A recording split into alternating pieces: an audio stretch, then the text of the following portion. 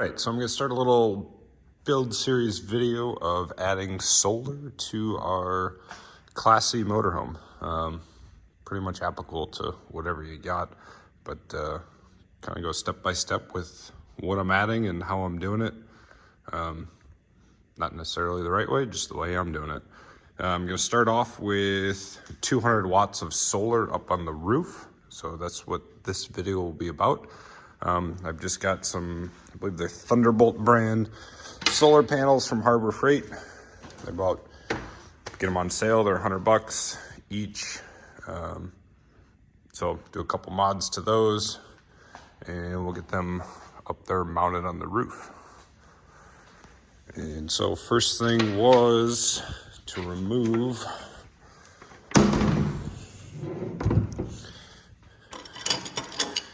each came with these little legs, kind of prop out and hang out. So just one bolt, so it popped off.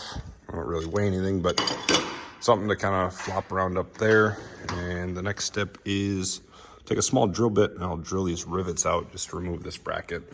It's a piece of steel. All it's gonna do is rust up there. I'm not using it for anything, so let me grab a drill and do that. All right, so I just got a drill and a little punch that we'll use to kind of punch the back out. Once we get it going, let's see if I can do it with one hand here.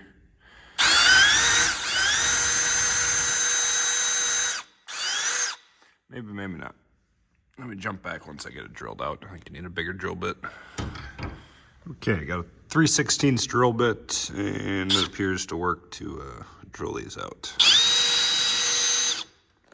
Okay, I'm trying to hold and drill.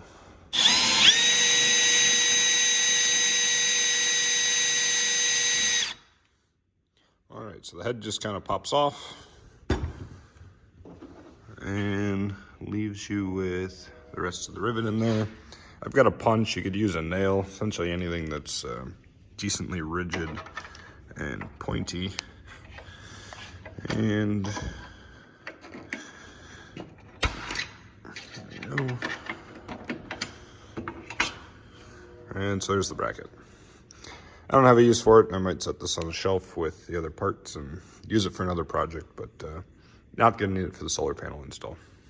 So I'm going to continue that with this one and the other two on the other solar panel. Okay, next step is to install these mounting brackets. I think I got 4 of these and screws to mount them to the panel, and comes with 8 screws to attach it to the roof. It was like $9 for the kit on Amazon, so I ordered 2 of the kits. And let's see.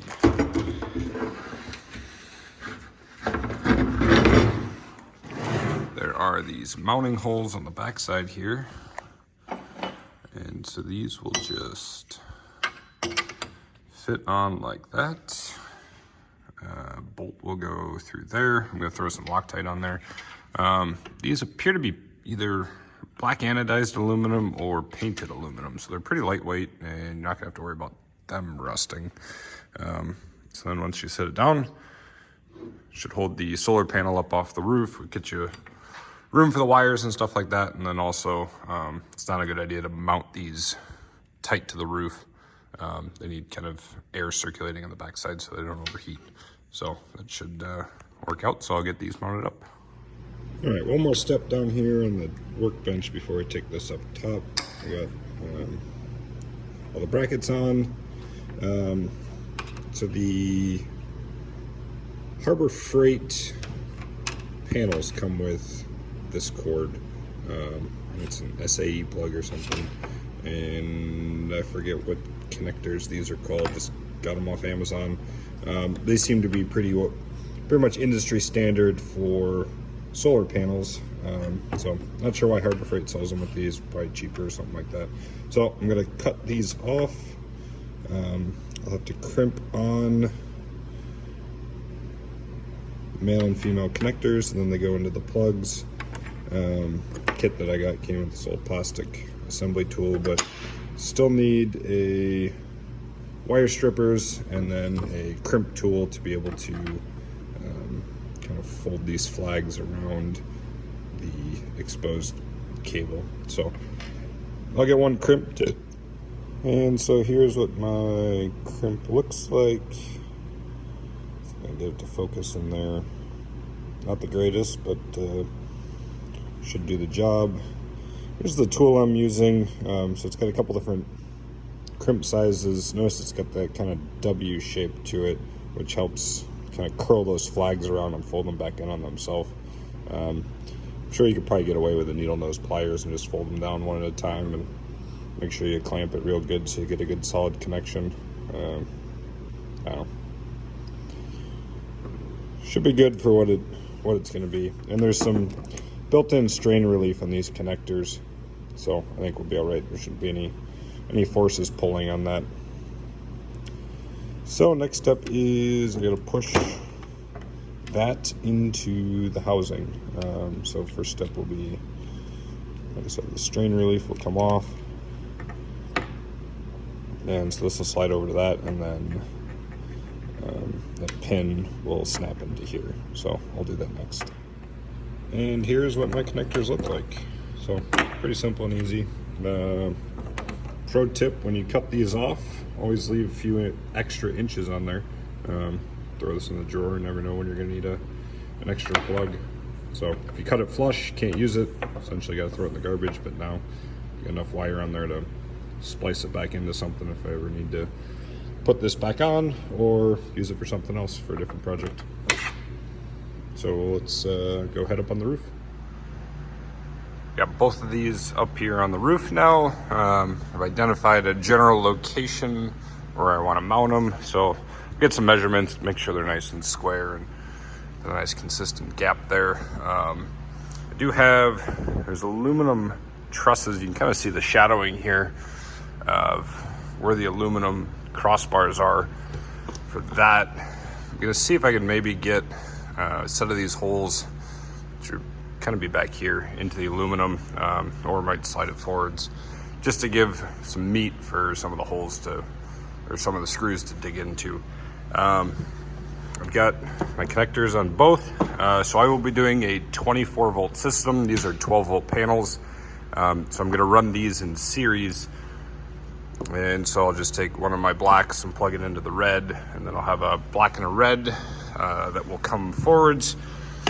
Then Amazon bought a kind of a solar prep box here. So trying to identify a good spot to bring the wires up onto the roof. Found there's a cavity. I'll go down below and show you from the inside. But this is one of the vents for the gray water tank. That runs up through a wall.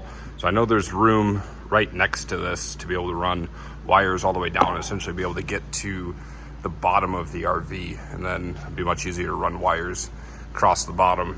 Another spot that I had thought about, part of the mess, been up here doing some sealing. I think I should be able to get one more year out of this roof before I got to redo the whole thing. But a good spot to also run wires down is underneath your refrigerator vent. If you pull this cover off, usually there's gonna be some sealant on your screw holes, so you have to kind of dig that out. But usually it's 4 screws that'll pop out, and you should be able to see all the way down to the bottom of your RV. You'll kind of snake through the panel opening that's on the side to get access to kind of some of the wires and stuff for the refrigerator. But it is a good spot to get all the way straight through and down if you can't find another location. But I'll go inside now and show you what the backside of that looks like and how I plan on getting in there, and I'll show you where I'm gonna put my batteries and stuff like that. Yeah, so next step will be to get some wires up here to be able to plug that in. And then also I will get these screwed and fastened and put some lap sealant down as well. So here we are just below where I was pointing to before. I have this access panel here in the back bedroom. So I just pulled that off. It's actually access for the plumbing fittings for the shower. But it gives you good up and down vertical access, and can't see in there, but my finger is on that vent that it was pointing to. So the vent is right there. So I have clear access from there all the way down to the floor. And I've got two options here. Not 100% certain which one I'm going to take. But I think I'll probably go with this, which is to pull. There's a couple screws that hold this angle in here, and there's a big wire run on the backside there. So all of the kind of 12 volt wiring, even the 110 stuff, is all run through there. Actually, I tied into it to put this outlet in so I could power this TV. Essentially recess the outlet behind the wall. So I will probably bring the solar wires down into there and then come around and come underneath the bed.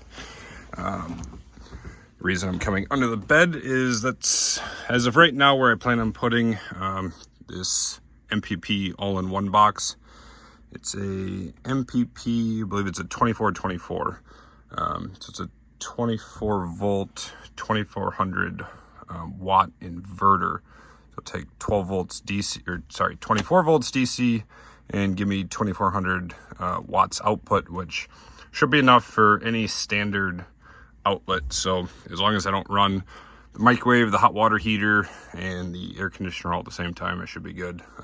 Just have to pick between one of the three. So run into here, and then the reason I want to put this here is all of my electrical, 12 volts and 24 volts, is right on the backside here.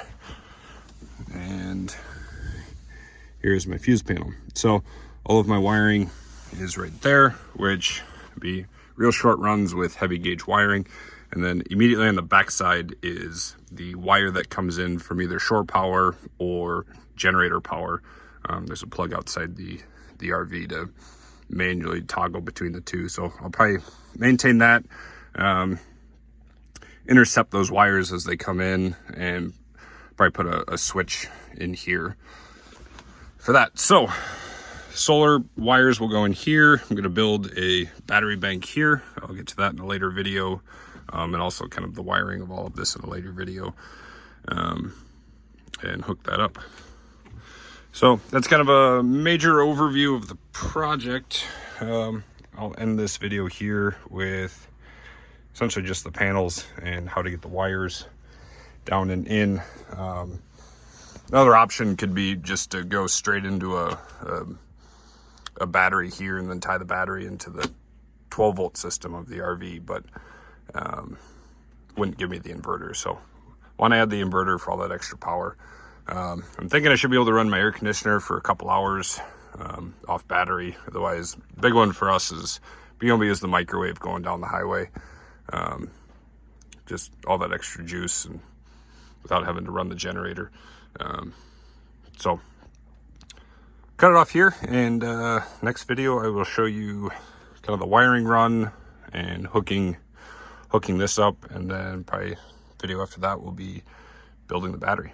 So stay tuned for the next one. Thanks.